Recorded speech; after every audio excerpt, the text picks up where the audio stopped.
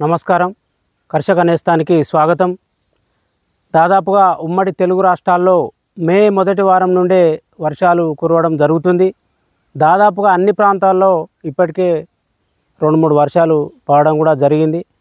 అయితే మనం ఏ పంటకైనా భూమిని బలంగా చేసుకోవడము అంటే సుపోషణం చేయాలనేది ఒక విషయము, ఎండదుక్కులు పెట్టాలనేది మరొక విషయంతో చాలా వీడియోలలో మనం చెప్పినాం. కనుక ఒక 2 విషయాలలో ఏ విధంగా లబ్ధి పొందాలనేటటువంటిది మనం ఇప్పుడు వీడియో ముందు వచ్చి తెలుసుకోవడం కోసం వచ్చినాము.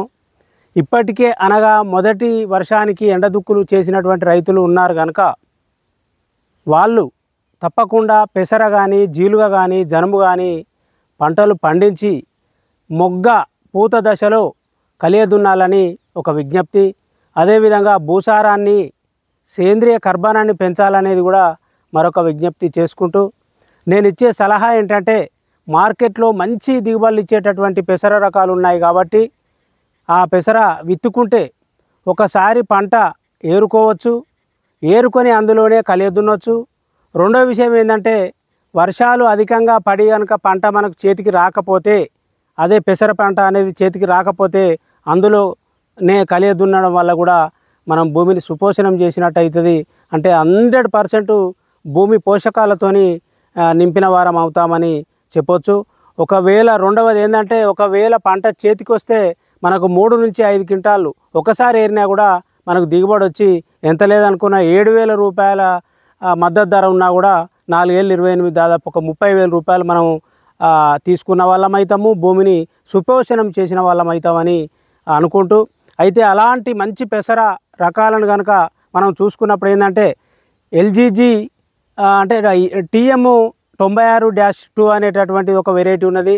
అదేవిధంగా గత 2 ఏళ్ల కాంచెల్లి WGG అంటే వరంగల్ వాళ్ళది ఆ రీసెర్చ్ సెంటర్ నుంచి విడుదలైనటువంటి గ్రీన్ గ్రామ్ 42 అంటే WGG 42 అనేది ఒకటి. అది ఏంటంటే 60 రోజులలోనే పంటకు చేతికొచ్చి 6 క్వింటాల దిగుబడి ఇచ్చేటటువంటి చాలా సూపర్ వెరైటీ అది WGG 42 అనేది.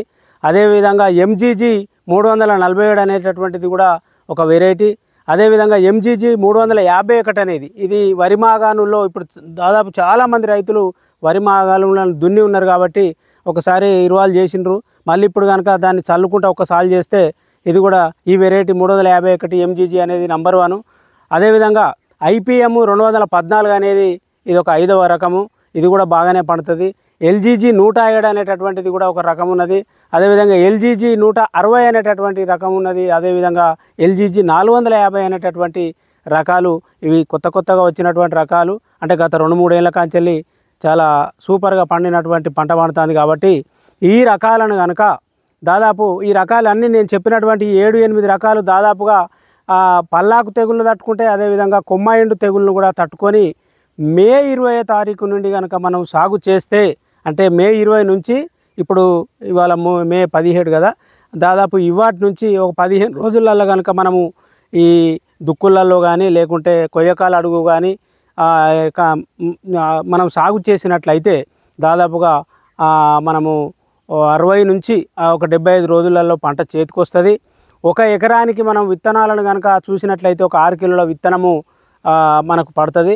అదేవిధంగా మనం ఏది ఏమైనా 1 ఎకరంలో 1,33,000 మొక్కలు కనుక మనం ఎక్కువ వచ్చేటట్టు 1,33,000 మొక్కలు మనం 1 ఎకరం పొలంలో కనుక పడేటట్టుగా ప్రయత్నం చేస్తే మీరు ఖచ్చితంగా మంచి దిగుబడులు సాధించవచ్చు.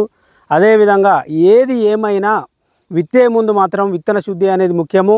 1 కిలో విత్తనానికి కనుక థయోమితాక్సిమ్ అనేటటువంటి మందును 5 గ్రాములతో విత్తన శుద్ధి చేసి కనుక మనం విత్తినట్లయితే అది ఏ విధమైనటువంటి తెగుళ్ళు ఆ మొక్కలకు ఆశించవు.